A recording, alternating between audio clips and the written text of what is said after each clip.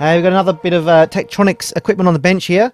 This is technically TGAM brand, which I believe TGAM purchased all the rights to the TM5000 series of plug-in modules from Tektronix near the end of the life cycle when Tektronix wasn't going to make them anymore. So this is probably a very late model unit. It's branded, some parts are Tektronix and some are TGAM. I don't know if you can read that there. So yeah, this is actually a 5030 programmable leveled sine wave generator. So being a 5000 series, it has a GPIB interface, so I can computer control this thing if I want to.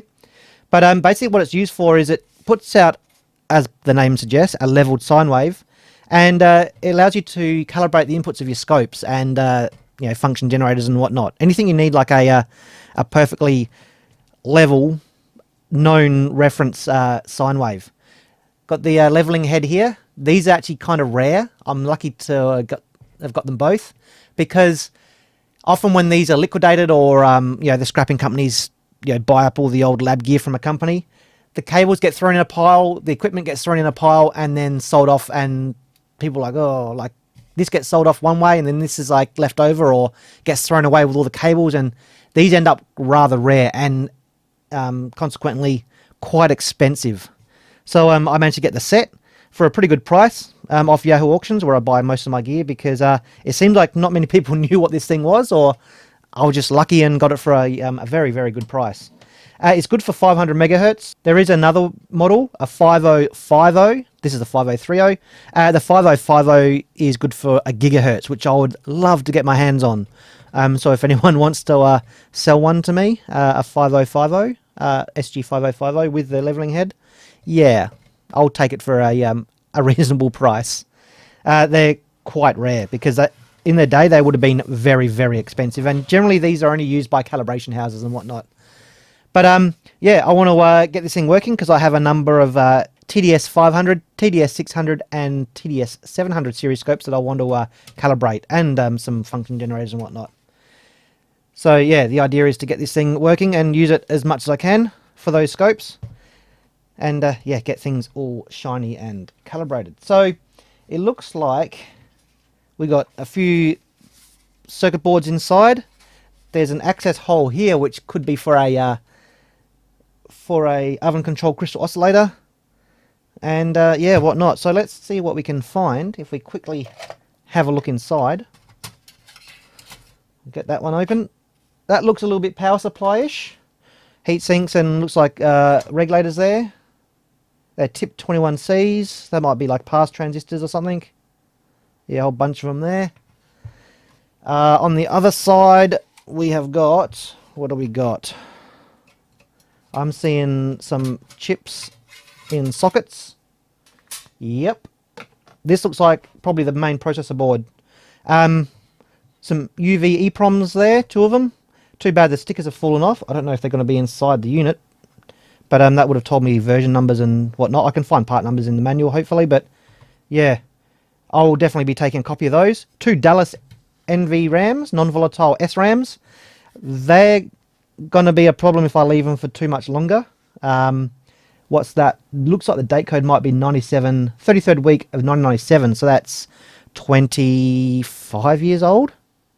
Yeah, the batteries are going to be starting to get a bit flat, so I'm going to have to do something about those. Either I could replace them with new ones of the same.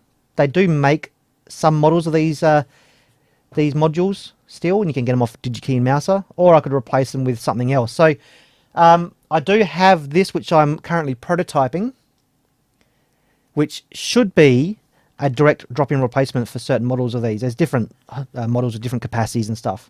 I'm designing this one up. It's a FRAM, a ferrous RAM or ferric RAM. What's that? FM, I can barely read it. FM16W08-SG. It's a non-volatile RAM, which should be a direct drop-in replacement for these battery-backed SRAMs. I'm going to be testing that in a scope, in one of the TDS scopes I've got, to see if it works. And if so, then it will be a very easy replacement. Good thing about this is there's no RTC, no real-time clock. The scopes, like the TDS scopes, have one of these as a real-time clock, and that kind of complicates things for swapping them out. But these are just battery-backed SRAM, so I'm guessing that they hold maybe the front panel settings. That's often a thing that they do. Like my AFG5101, the arbitrary function generator, which I repaired earlier. The battery-backed memory held front panel settings and calibration, and it was calibrated through the front panel. You give it an input, or you measure a test point, and then put it into a certain mode, and then it will, you can tweak the dials and whatnot. So that's probably what these are doing. Further in, I'll have to get some tools to take the back off. It looks like we're using Torx. So is it T15? Yes, it is. I'll take the back off, and we'll have more of a deeper look inside. Alright, so before we lift the lid, it does say, caution, there are no operator serviceable parts within the instrument. Refer servicing to qualified service personnel. Well, I am definitely not qualified, but I don't care. I'm going to have a look inside and poke things I shouldn't anyway. So it looks like there's more boards than I thought. I thought there might have been there's only 4 things sticking out the back, but we've got a 5th board in there. Oh, double-sided load. So look at this. 3-hole components on that side, and then 3-hole and SMD on this side. That would have been interesting to make. Huh. Looks like double-sided load on this board as well. There's some SMD capacitors in there. I might have to check those out and make sure they're alright, because I know with the TDS series scopes, the earlier ones had big problems with their leaking capacitors, so I might check those out. There's a whole bunch of them down in there. You can see there's like, that's one there, one just right down in there, here, all the way down inside.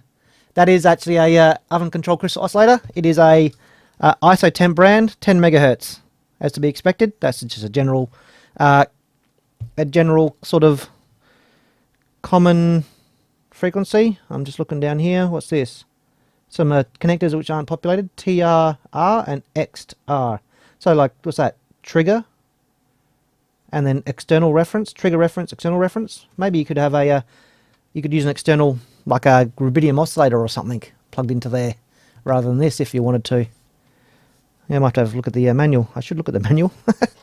There's no fun in that, though. I want to pull it apart and have a look inside and break something to fix it again.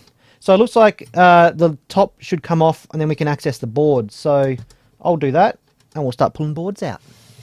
Look at that. Big, chunky CNC milled heatsink there, the size of the whole circuit board. That'll be probably the main output frequency generator, or the amplifier or whatnot. Like I said, there's the oven control crystal oscillator there. Looks like power supply section there, and we got control here, the main CPU section, and we've got some more, like another thing there. What's that? I can't quite see it. Proxim something or other. 7573B. I did notice here this has got Xilinx. That might be an FPGA. Nice. So yeah, there's a bunch of stuff in there. It's going to be it's not too bad to work on, like to pull it out, but all these cables got to go back in the right holes. Otherwise it's going to be a nightmare. So I might not touch it too deeply right now. There's a bunch of RF goodness down in there, which I'm not going to take that heatsink off or anything. I want this thing to work, so we might try it out, see how it goes. And like I said, with those capacitors and stuff, I might just have a quick look at them and make sure there's nothing leaking out of them. And yeah, it might be almost time to turn it on once I've copied out the data. But yeah, that's looking pretty cool inside. I like that. It looks like it's got not a back plane, but an under plane. You can see along here, it's like a circuit board underneath that's everything drops down onto.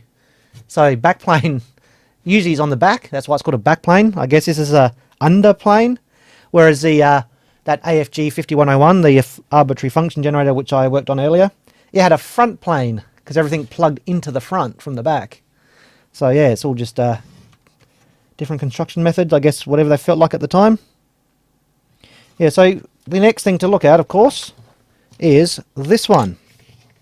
Now apparently the wires when they come in here tend to break off, or like they fray and whatnot. This has got some tape on there already, so it flexes here and gets damaged. So we might pull this open. It looks like it's not too hard to take the lid off. Are they? I don't think they're Torx. They might be Torx. Not Torx. Posi drive. Yeah, let's get those out. Hopefully I can just kind of like shorten the cables by an inch or two, and just like reattach them inside. So yeah, that'll be good if that's possible. Last screw for the top lid. What's the bet it's going to be shielded? And we have to take both sides off. Oh, no, there we go. Look at that. Oh, nice. Yeah, so it looks like it is soldered in there. You see just here. So I might better just carefully desolder it, pull it out, cut it back a little bit, and then strip it and whatnot, and then put it back in and resolder it into place just an inch or so shorter. So yeah, it looks like there's some, what's under that? The silicon cover. With some relays. They might be latching relays. So hopefully they don't need servicing, because that could be interesting. But yeah, it looks pretty clean inside. Oh, there's pink ceramic underneath the cover there. I don't know if I can get the angle right. I'll have to be careful there as well, because that might be beryllium oxide, which if you leave it alone, it's fine. But if you start like chipping it and grinding it and whatever, really, really, really bad for you. Yeah, like cancer, berylliosis or something. It's like asbestosis or whatever. It's not good. It's the same reason why you don't want to go smashing the magnetrons in microwaves. Pulling the magnets off the outside is fine, but the insulators and stuff, the ceramic in there, don't go breaking that or smashing that, because you breathe it and it will really mess you up. But yeah, that's looking not too bad. So we might have to just deal with that. Not touch anything else. Doesn't look like there's any adjustments in there. And yeah, see if that thing works. And hopefully we don't need too much specialized equipment to calibrate it, to adjust it. Because that's a problem I have at the moment, is that I've got something I want to calibrate, like a scope. I want to calibrate and adjust it. So I need something like this to adjust a scope. But then I've got to make sure this is correct. So I need something to adjust that. And then I need something to adjust that. And so on down the rabbit hole. And yeah, I've got a Leo Bodnar GPS frequency reference, and I've got a few other things like some voltage references and the good oscilloscope. So there is a bottom to the rabbit hole, but I'm still reaching it with some of my gear. So before we turn it on, I thought we might as well fix this here just to make sure that's not going to be a problem. So it looks like the grey wire is nice and flexible, so that looks like it's probably going to be okay. But the coax, the black one, they put some tape on it there. So I've got the bottom taken off. Looks like we can just desolder the bits and pieces in there, and hopefully take that out relatively easily. Yeah, so first of all I should take that tape off.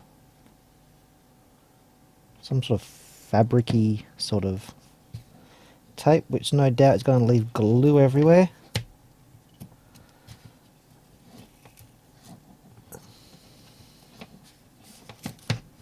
Yep. Get rid of that. There's a screw in the end there, which is a Allen key.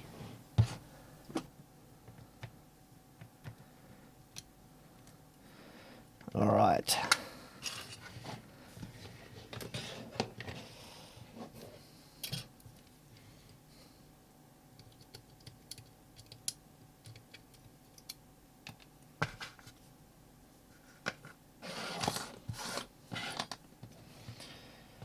So there's our boots. Well, it's not broken. Why did they put tape on it then? To prevent it from breaking? I assume being taped it was going to be broken, but it looks fine.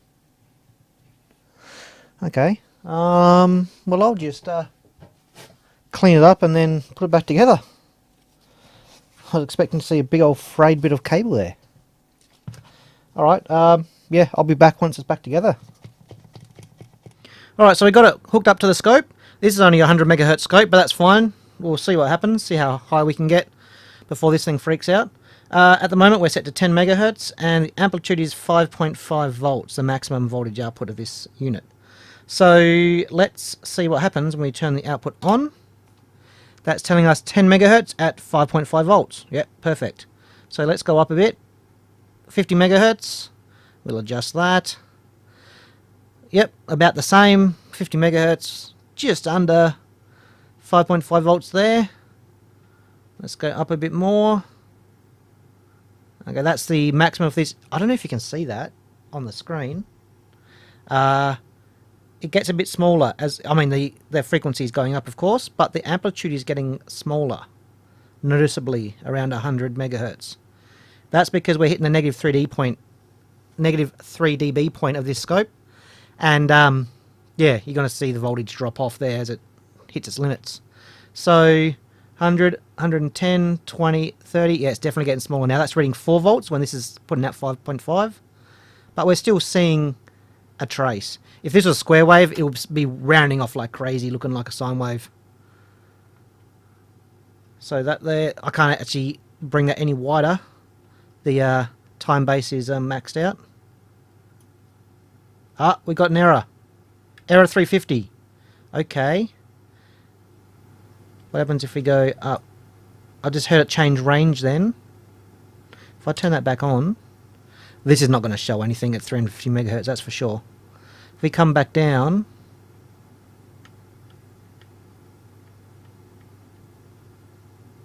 hey, that's not on. Yeah, see that's, oh, it's saying unleveled there. Nothing. Got 500 megahertz. So this is kicking out 500 megahertz apparently. The scope's not going to show much. It's going to give me an error as I come back down. Oh yeah, there we go, 350. So we've got a range there. Yeah, see, it's back again.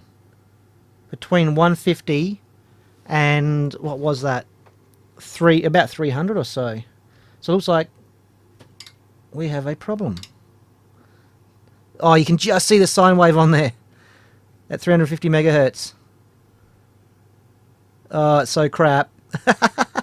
It's saying it's giving us a, yeah, 320 megahertz. It's showing up. Oh, you can barely even figure it out. But it is saying around 320, and it's 320, so this is just hanging on. Yeah, nice.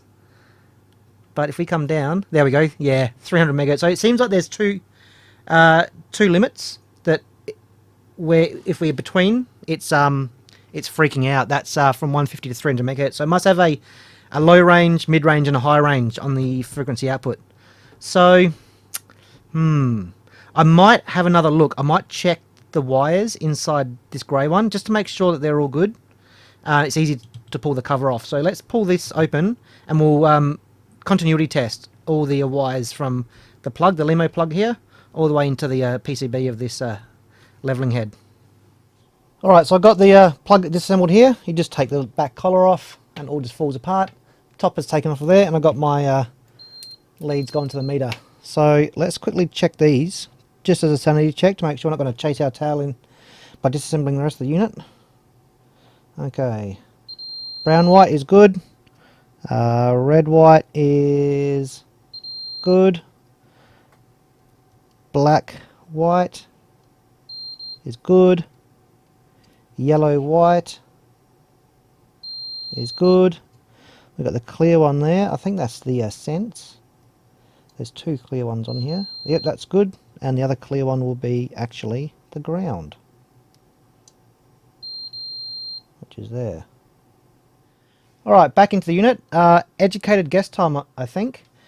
This here is our frequency reference board, 10 megahertz and whatnot.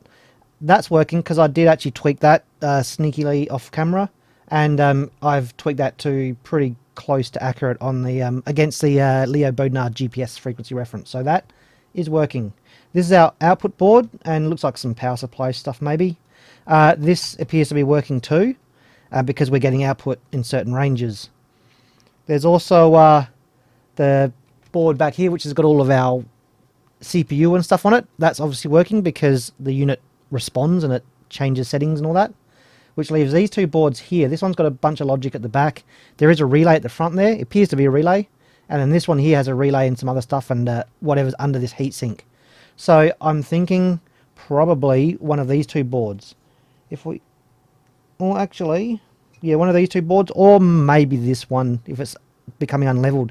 The connections from the front where it goes to the leveling head, they come in here. You can just see these like loops right down the bottom there to this board here. So it even could be this, but it's when it switches ranges. So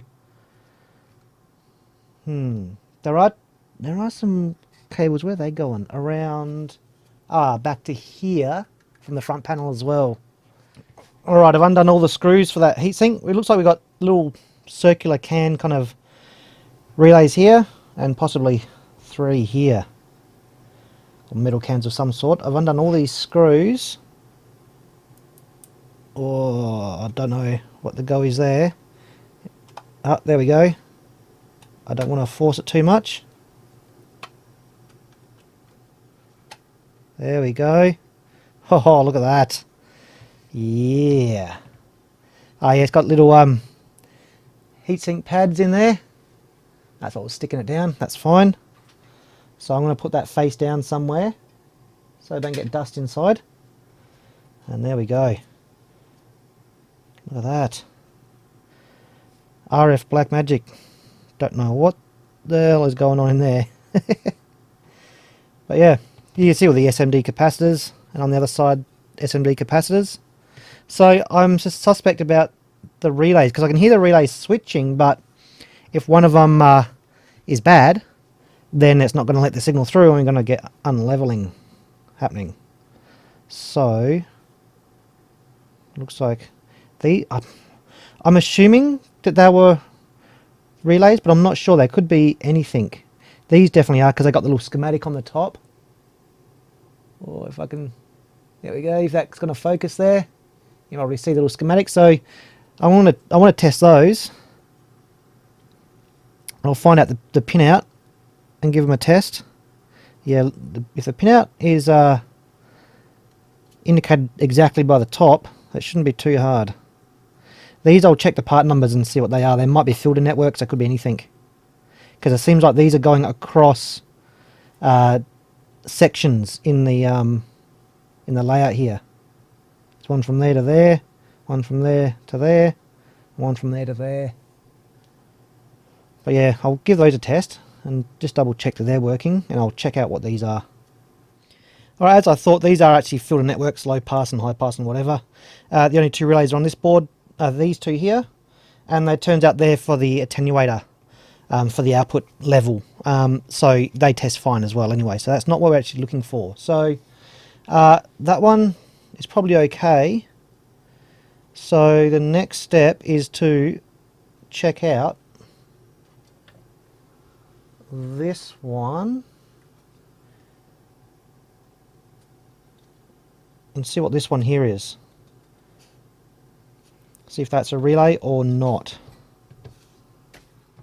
Yeah, so that's a frequency mixer. It's not a relay, so that's probably not going to be the problem. But we do have 2 more relays here. So I'm going to pull that board out and we'll give those a test. Or I might have found something. Sorry I'm not showing how to do this, like the actual testing on camera, because it's so small. I've got my head right above it. There's almost no way I can actually show it. But what I'll explain how it's done.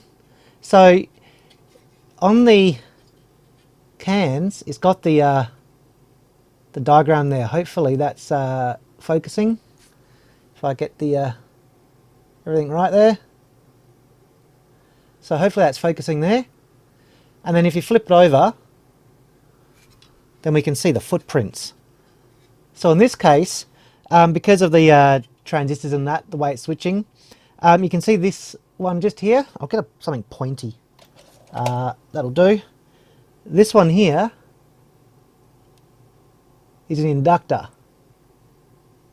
So that's on the 5 volt rail. So there's a little wire just on the inside of there. I've put my 5 volts there, and then with my negative voltage, or 0 volts, yeah, there. So like on the 2 bottom contacts there, that's our coil. The right hand side at the bottom, just there, that is a negative. So if we put 5 volts on the wire just here, and then 0 volts there, and the same here, these will switch. And then the contacts are the upper as in the picture here, the upper 3 on each side. So you got common, normally open, normally closed as you go up. So this one's working fine. This one on this side, these contacts are fused, or they're like stuck, closed in the normally closed position no matter what happens. So I think this one here, which is this one, may be bad. I think that's got to be replaced. One side is switching, the other side, this side here, is not. So I'll pull that out and we'll give it a bit more of an in-depth test on the bench. I've also just noticed this one here is looking a bit toasty. Look at that. So I might have to figure out exactly what that is. If it's a resistor or an inductor, maybe replace that for good measure too. Now would you believe it? I get it out of the circuit, put it on my bench, give it a quick test, and I'm ready to hit the record button, and it's working fine now. So I'm wondering if the heat of the soldering iron unstuck the contacts. But I have had a look online. These can be found new on RS Components for like $200 each. Yeah, like I'm not paying that much for it. I found on eBay they're like 50 or 60 bucks each. Alright, so I've put the labels on, cover them up with some silver label maker label to make sure that they don't get any ultraviolet light, and I just put the circuit number, what's that, A3U3050, A3U2051. That's the reference designator, and I've put the Tektronix part number on there for future reference. And down here you can see I've pulled these two NVRAMs out. I've got left and right, so I know left and right. And I have got my two FRAMs. So one of those I showed earlier, I've made the second one because I ordered two of these. So I'm going to put those in, left and right to left and right, and see if they work. So if the cable data is good, it's going to be fine.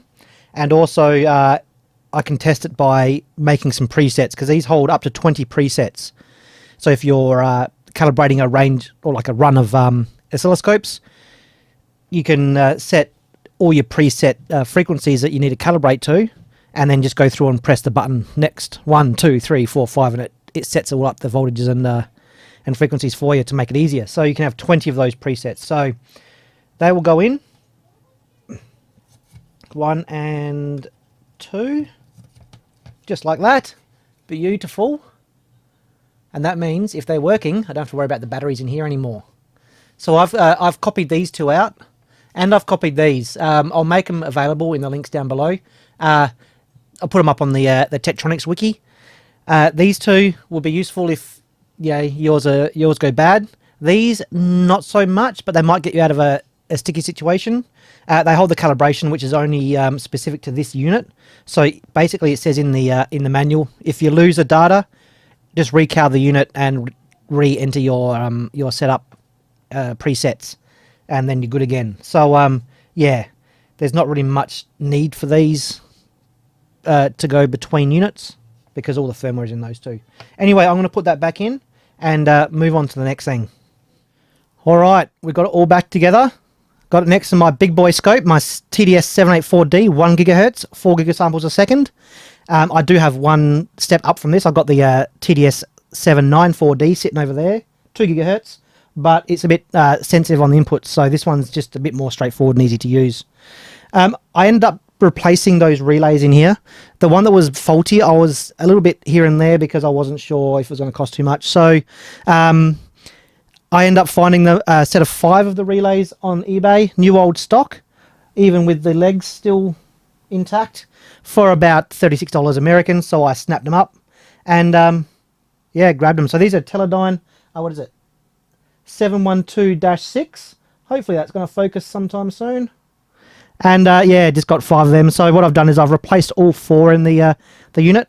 I figured if one's gone bad, well, the other 3 might or might not be far away from going bad. So I just replaced all 4 of them, so I know they're all good. I had them, I bought them in a batch, so I thought I may as well replace them, and then I never have to worry about them ever again. So that's all fantastic. Now, I did find one more problem with the leveling head. It turns out that the BNC connector was a bit how you doing, and it came off. As I was testing it, I've gone to unplug it, and it's just stayed on the connector, on the BNC connector there, and the wire just come out. The pin came out as well, the center pin, and yeah, it just wasn't crimped on there anymore. I think that may have been a problem from previously, but it turned out that when I looked closer, you could actually just jam the cable back into the plug, and it kind of sat in there, and it was a little bit like firm enough for it to work, but as you plugged and unplugged, the pin got pushed in and then it would come out. So I've gone and replaced that with a new Canare connector, Japanese brand. They're fantastic quality. This one's at the 50 ohm. They got 50 ohm. They do a lot of 75 ohm stuff, like broadcast video and all that sort of gear. Canare is basically the standard for broadcast video, or one of the standards anyway. So I've got a 50 ohm on there and replace it there, and it's working great. This is just a RG56 connector. Yeah, that's all done and fixed and crimped. That's not a solder type, that's a crimp type. I've got the crimper for that, so it's all perfect. So let's get this thing turned on.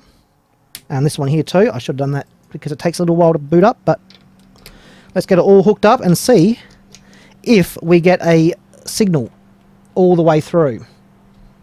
From the lower setting up to the higher setting through those three different ranges. So wait for that to boot, because this one takes a few minutes, or at least nearly a minute. Flashing away there. I'll turn the lights off too so you can see the screen better.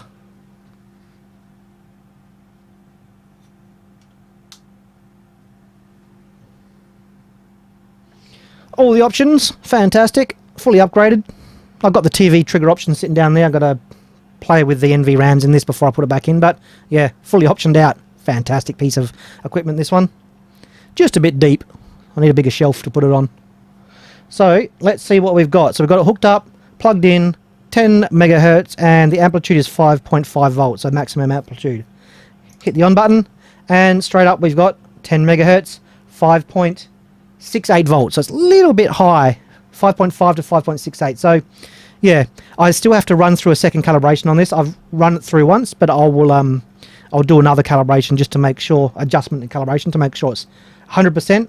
And this, I haven't touched the calibration, so I need a faster oscillator for that. The SG5030, which you'll see in my last video where I replaced the aluminium front panel.